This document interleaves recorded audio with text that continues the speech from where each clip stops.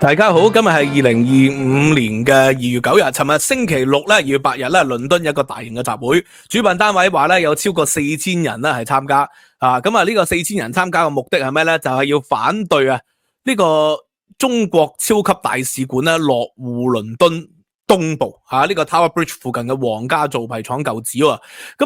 中方咧喺2018年嘅時候咧就已經購買咗咧皇家造幣廠嘅舊址嘅。咁但係咧問題喺保守黨時期咧就一直係反對啊嘛。個原因係點解咧？就因為咧保守黨認為第一，表面上咧係呢個嘅地方市議會同埋咧倫敦警察總局係反對。地方市議會同倫敦警察局反對嘅原因咧，呢個係表面上嘅。地方市議會就認為咧，喂，佢喺 Tower Bridge 附近，喺倫敦一個旅遊景點嘅旁邊，咁如果咧有好多人去示威，咁呢個一定影響當地嘅交通噶嘛。呢個第一點啦。第二咧，嗰度咧有100幾200戶民居喺嗰度，都係豪宅嚟噶啦，喺呢個泰晤士河畔邊啊嘛。呢個超級大使館喺嗰度咧，成日人來人往，一定係影響到呢個嘅佢哋嘅出入噶。如果示威嘅時候咧，咁啲人翻唔到屋企喎，都唔係辦法噶。咁所以呢個點解一直係反對係咁解。咁而咧，倫敦警方就話咧，嗰度咧其實只係一個好狹窄嘅通道嚟噶咋。如果容納到幾百人嘅示威就冇問題嘅，但係如果人數一多咧，就會造成到擠塞嘅。結果咧就係中方咧就係提出咗報告反對呢個嘅倫敦警方嘅睇法，佢就話嗰度容納到幾千人都得噶。結果琴日咧就係有幾千人去啦，幾千人去咧真係容納唔到喎，甚至乎有一啲嘅示威者咧就係要行上咗去馬路度，就冇喺指定嘅示威區嗰度。結果咧就係俾警察驅散，最終咧有2名示威者係被捕嘅。咁當然啦，有啲人咧即刻好無知地走出嚟咧，就話嗰啲黑暴你又唔去堵路，又唔去呢個嘅佔領，又唔去掟磚，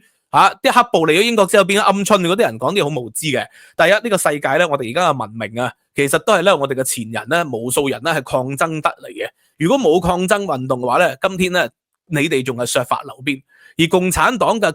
抗爭綱領就要罷工示威堵路啊嘛。共產黨係靠罷工示威堵路，甚至乎暴力革命起家嘅。如果佢哋反對堵路、反對罷工，係咪即係等同否定中國共產黨咧？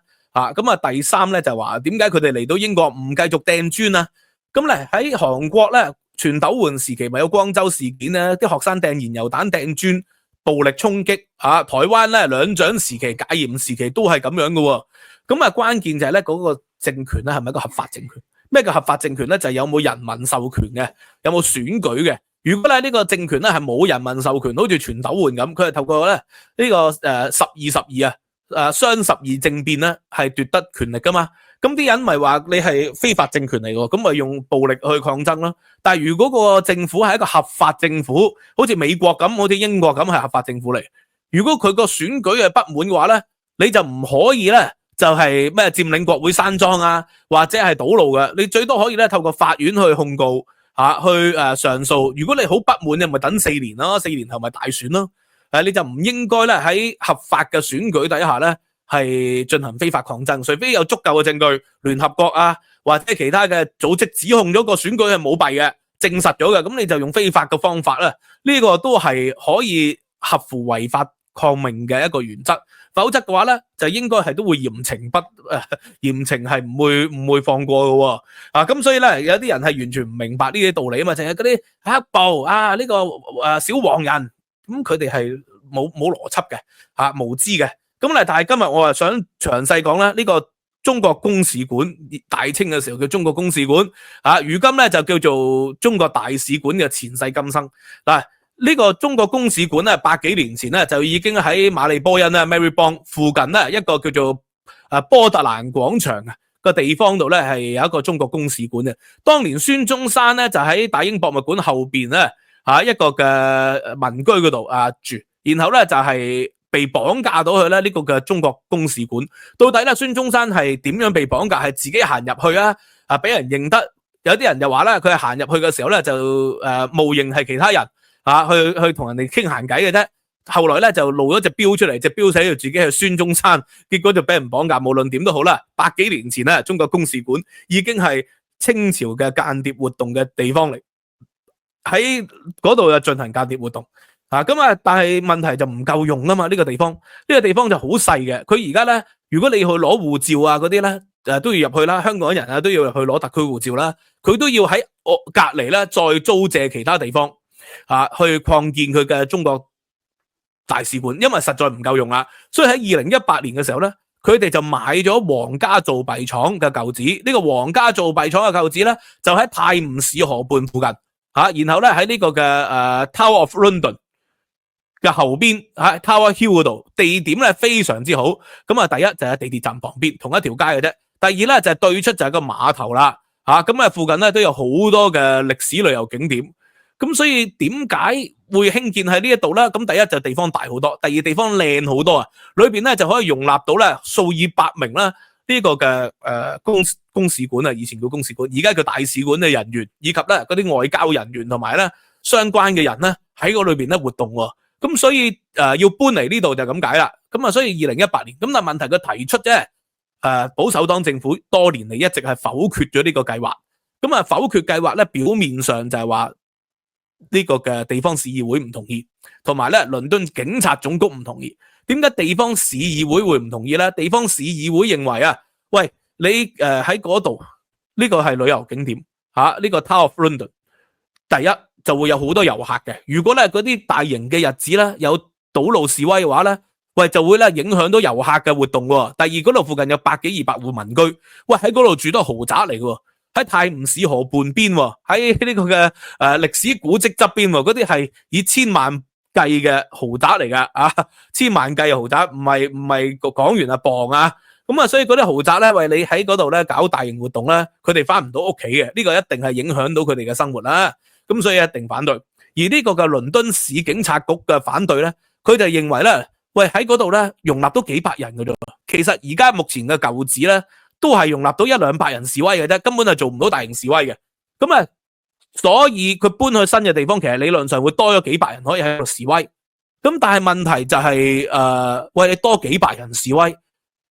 而家如果你搬去咁大嘅地方，梗係有好多人會更加嬲啦，更加憤怒啦，去示威嘅人更加多啦，係咪啊？咁所以咧佢哋就反對啦。咁當佢哋反對咧，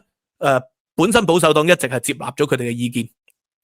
否決咗呢個超級大使館。但係工黨上台呢個嘅施紀賢同習近平會面，然後咧又派外相去北京，咁只係能夠換嚟5億英鎊嘅投資，咁梗係好少啦。而咧中方提出咧，你就係要開綠燈俾我哋搞呢個中國大使館喺呢個嘅 Tower Hill 嗰度咧興建啊嘛。如果唔係呢連即係基礎嘅嘢大家做唔好，中英雙方點可以進一步發展啊個關係？點可以加大投資啊？咁所以一定係要咧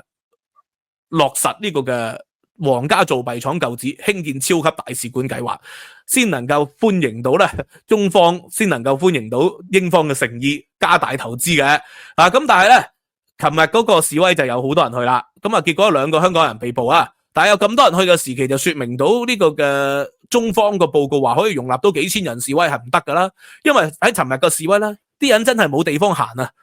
要行去馬路度，所以先至俾警察驅散。然後咧，先至有2人被捕，就因為去咗馬路度，就以阻街罪去告嗰2個人，咁最終係釋放咗嘅。會唔會告咧？而家暫時未知，但我睇似乎告嘅機會唔大。如果真係告嘅話咧，可能會影響到佢哋嘅入籍申請或者係永居嘅申請，呢個係事實嚟嘅。咁但係一般呢啲英國堵路嘅情況咧，佢唔係嚴重堵塞咧，告嘅機會就唔會好高嘅。咁但係喺尋日嘅示威裏邊就證明到，中方嘅報告話嗰度可以容納到幾千人，影響到民居，呢個講法係荒謬嘅。的而且確係影響到民居同埋影響到旅遊景點。容納到4000人嘅時期咧，難免道路就冇辦法要改道噶啦。咁所以今次工黨所接納中方嘅報告呢一點咧，就俾琴日嗰幾千個示威者咧就揭穿咗佢哋嘅真面目啦。咁但係問題，工黨同保守黨點解會有咁大嘅分別對於呢個嘅睇法？咁其實喺保守黨時期咧，就已經出咗一份咧極詳細嘅報告。呢個極詳細嘅報告咧，係說明咗點解唔可以噶。呢個報告咧就係呢個嘅 ISC 嘅報告啊。呢個國家呢個嘅情報委員會嘅報告係詳細幾百頁，係說明咗點解中方喺呢個興建會對英國咧構成咗國家安全嘅理由，好詳細嘅。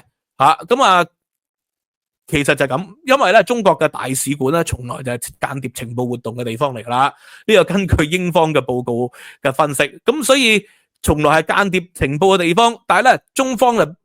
即係不滿足佢而家嗰個地點啊嘛，所以你睇好多嘅呢個嘅國會文書資料啊，我而家手上呢一份咧就係中國大使館要申請 planning permission， 其實就係1978年嘅時期。就已經咧意圖咧係擴建呢個嘅 planning permission， 已經係咁樣嘅咁所以咧你從呢個嘅資料睇咧，70年代中國咧亦都認為喺英國要加大佢嘅大使館嗰個地方，咁所以喺70年代已經有呢種訴求。我從國會文書檔案裏邊查到呢個資料，咁所以從呢一點去睇咧，你就見到啦，喂，中國係要志在必行嘅。咁我而家就解釋一下點解中方一定要做，而點解當年保守黨一定唔希望咧佢會建立呢個嘅超級大使館。咁第一個理由咧，喺呢個 ISC 呢個議會情報安全委員會喺2023年7月嘅報告200幾300頁嘅資料連埋附件300幾頁，就已經有好核心嘅指控，中國咧係當務之急要確保中國共產黨掌權高於一切嘅外交政策要建立一個咧全球超級大國嘅抱負呢個對英國會構成國家安全噶。咁但係一個重點，當時係保守黨政府嘛，就係咧中國主要咧係要透過同美國嘅競爭去看待英國噶，而英國同美國係非常之密切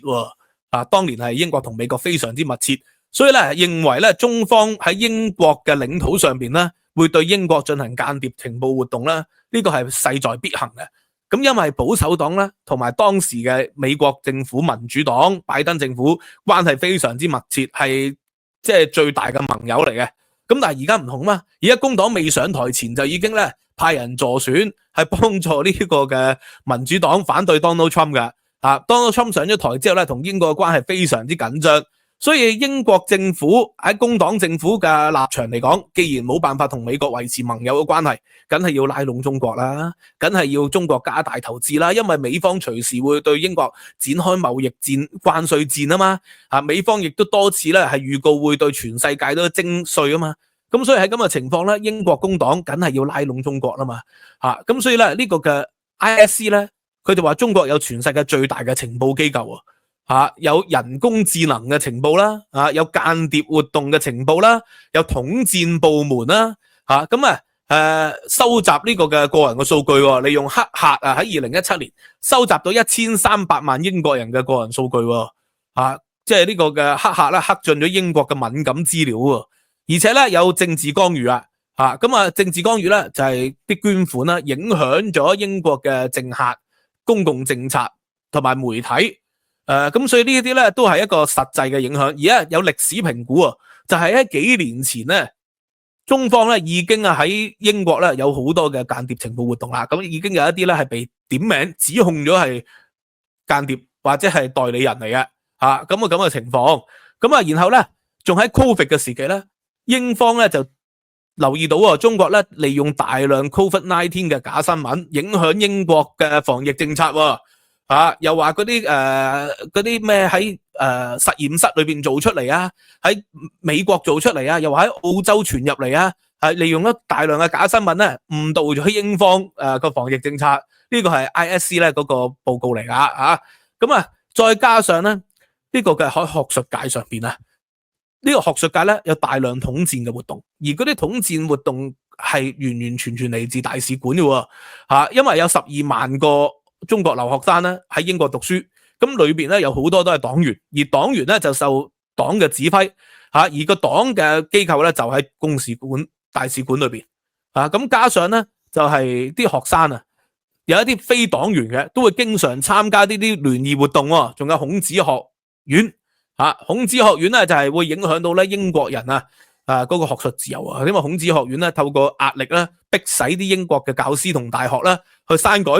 敏感內容修改課程、修改教科書。咁而孔子學院就係亦都同呢個嘅表面上咧係語言文化中心，實際上咧由國家嘅中宣部係資助噶。咁而佢哋咧都係咧受命於呢個嘅中國大使館仲有監控啊，同埋恐嚇中國嘅學生同埋海外意見人士啊。咁呢個根據 ISC 嘅報告咧，亦都認為係同呢個嘅大使館有關喎。咁所以點解英國政府喺保守黨時期係會唔同意呢個中國大使館？因為國家安全係凌駕於經濟利益噶嘛，就好似起高鐵都係啦。Boris Johnson 或者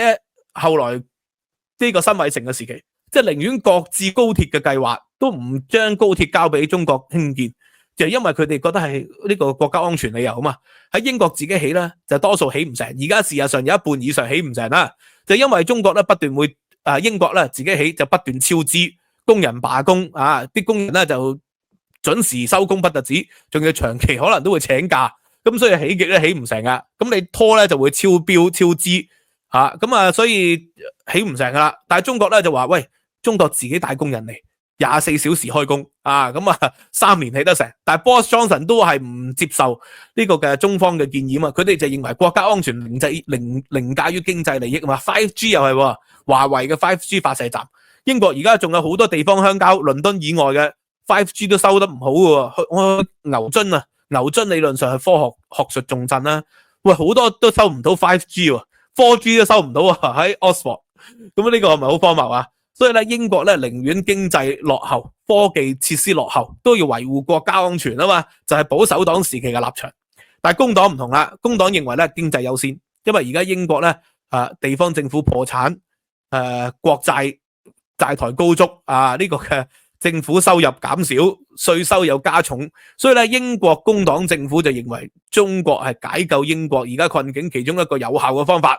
所以就要吸納呢個嘅中方嘅投資。咁而吸納中方嘅投資咧，興建中國超級大使館咧，係一個投名狀嚟嘅。如果工黨咁都做唔到咧，以後就免談啦。咁所以呢個似乎就係中方拋出嚟嘅條件。而呢個施紀賢咧，喺衡量國家安全同埋經濟利益上面咧，佢選擇咗經濟。個背後嘅核心原因就係因為咧，同美國嘅關係鬧反。同美國嘅關係鬧反，當然一部分嘅責任係嚟自英國啦，工黨政府派人去幫助民主黨助選啦，而且喺立場上同呢個嘅特朗普政府南轅北轍啦，呢個第二。但係咧同一時間咧，歐洲譬如話丹麥或者係東歐嘅其他國家或者德國同美國關係冇鬧反嘅情況底下咧，特朗普亦都威脅咧係要對佢哋展開貿易戰同埋關稅。咁所以喺咁嘅情況底下咧，歐洲同埋英國咧進一步親中咧，亦都係可以預計，亦都係可以預料會係持續發展嘅。呢個就係中國大使館計劃嘅前世今生。咁琴日嗰幾千人去到示威，就證明咗倫敦市警察總局接納中方嘅報告，係證明咗係唔合理噶啦。咁但係至於以後會點樣去討論咧？下個星期會繼續喺聽證會上面有討論嘅。如果工黨都係強勢通過咧，咁只係證明咗喺民主社會底下因為工黨而家係人民授權嘅，佢雖然咧係獲得3成幾嘅選票，但係攞6成幾嘅議席。咁喺人民授權嘅情況底下咧，呢個都係一個無可奈何嘅做法亦都係民主嘅不完美中嘅一個特點嚟啦。咁但係呢個就係人民嘅選擇啦。起碼喺舊年啲人係咁選擇咗。保守黨同埋呢個 Reform UK 冇辦法協調到佢哋嘅選票情況底下咧，就令到工黨大勝，而唔需要同自由民主黨組成聯合政府。如果佢同自由民主黨組成聯合政府，都唔會好似今天咧嗰種即係極左嘅政策同埋親中嘅路線係咁強烈嘅。呢個亦都係人民喺投票底下往往得出嚟嘅結果啦。咁脫歐又係咁樣啦。亦都即係佢有佢嘅好處，民主制度就係可以有制衡能力可以修正能力。但係個唔好處就係咧，好多時人咧就會受到資訊受到呢個嘅偏見受到一時三刻嘅一種激烈嘅情緒影響，而影響咗佢哋嘅判斷。Anyway， 今日就講到呢度啦，星期日唔講咁太詳細，希望大家喜歡啦。Like、subscribe、share， 收費平台 Patreon 咧就有文字版。聽日咧有獨家課堂。咁上一堂咧中國近代史就講到文化大革命。咁聽日嗰堂咧就會講文化大革命嘅結束。呢個嘅鄧小平嘅第3次三上三落嘅復出。咁聽日就會詳細同大家講。咁15蚊美元一個月嘅 Patreon 嘅會員就可以無限重溫我嘅內容，YouTube 嘅高級會員都可以。多謝大家支持，知識有價，拜拜。